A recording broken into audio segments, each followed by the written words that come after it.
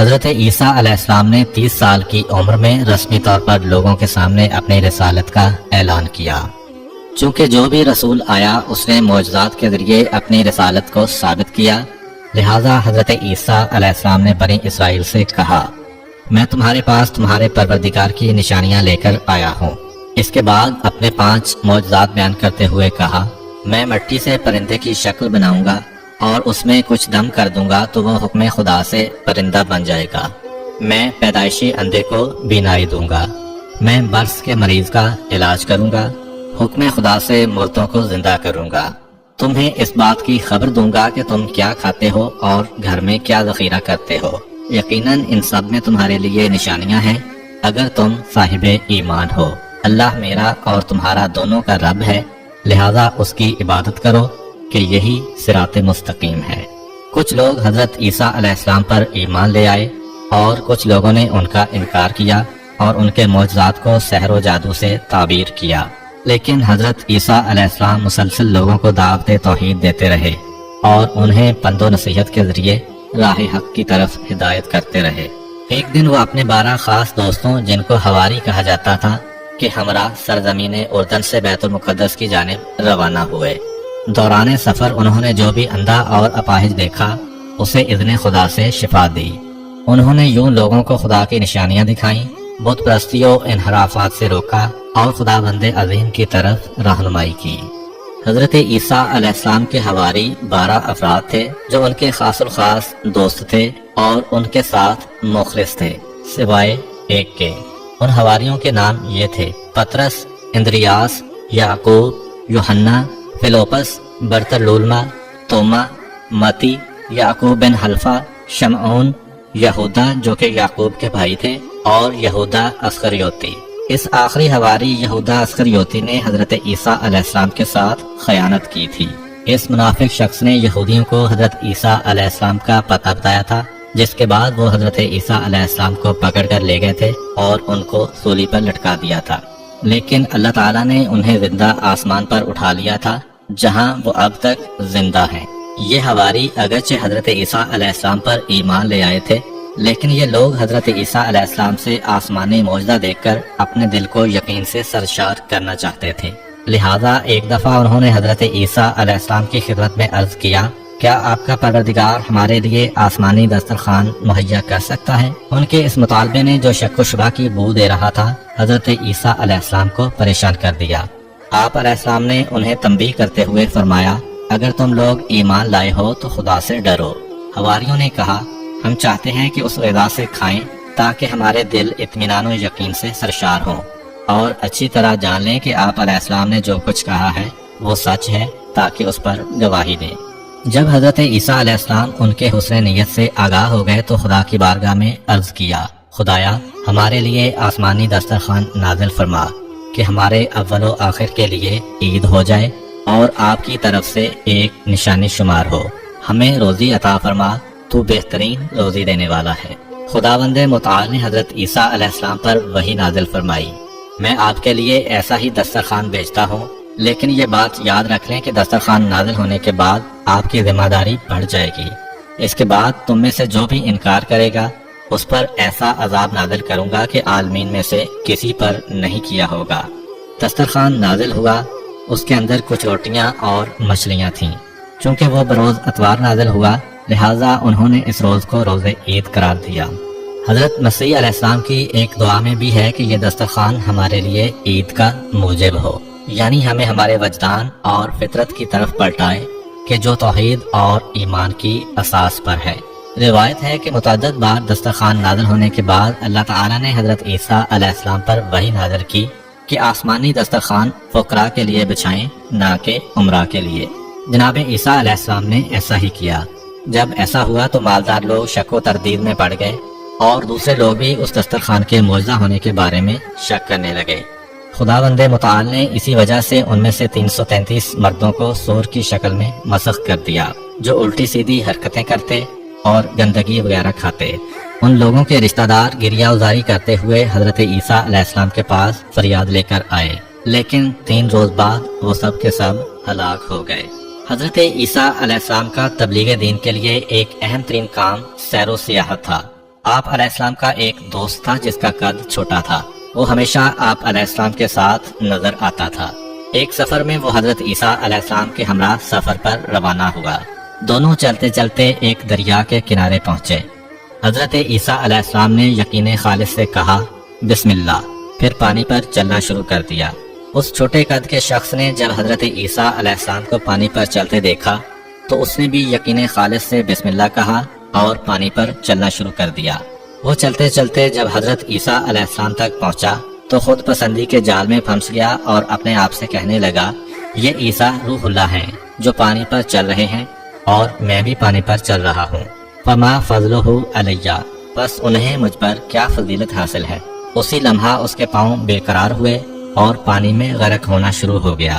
اس نے فریاد بلند کی، اے روح اللہ، میرا ہاتھ تھام لیں اور مجھے غرق ہونے سے بچا لیں۔ حضرت عیسیٰ علیہ السلام نے اس کا ہاتھ پکڑا، اسے باہر نکالا اور فرمایا، اے دوست، تم نے کیا کہا ہے کہ پانی میں ڈوبنے لگے تھے؟ پست قد دوست نے کہا، میں نے کہا تھا کہ روح اللہ بھی پانی پر چل رہے ہیں اور میں بھی پانی پر چل رہا ہوں، بس ہمارے درمیان کیا فرق ہے؟ یعنی مجھے خود پسندی نے اپنے نرغے میں لے لیا تھا، جس کی سزا مجھے مل گئی ہے۔ حضرت عیسیٰ علیہ السلام نے فرمایا، تم نے خود پسندی کی وجہ سے اپنے آپ کو اس مقام و مرتبہ پر سمجھا جو خدا نے تمہارے لیے قرار نہیں دیا تھا، لہذا تیرے اوپر خدا کا غضب نازل ہوا ہے۔ جو کچھ تم نے کہا ہے اب اس سے توبہ کرو۔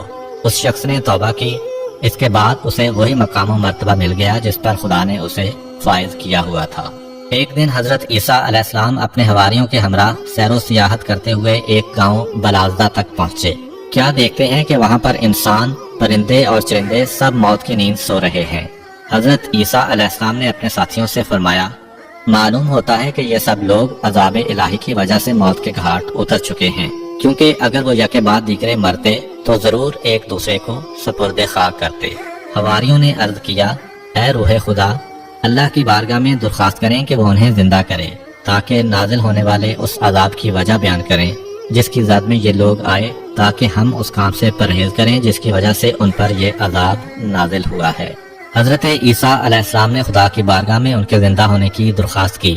آسمان سے آواز آئی کہ انہیں آواز دیں۔ حضرت عیسیٰ علیہ السلام رات کے وقت ایک ٹیلے پر چڑھے اور فرمایا، اے اس گاؤں کے لوگوں، ان میں سے ایک شخص زندہ ہوا اور اس نے کہا، ہاں اے کلمہ خدا۔ آپ علیہ السلام نے فرمایا، تمہارے اوپر افسوس، تمہارا کیا کردار تھا کہ تم اس عذاب میں گرفتار ہوئے ہو؟ زندہ شدہ مردہ نے کہا، 4 چیزوں کی وجہ سے ہم پر عذاب الہی نازل ہوا ہے۔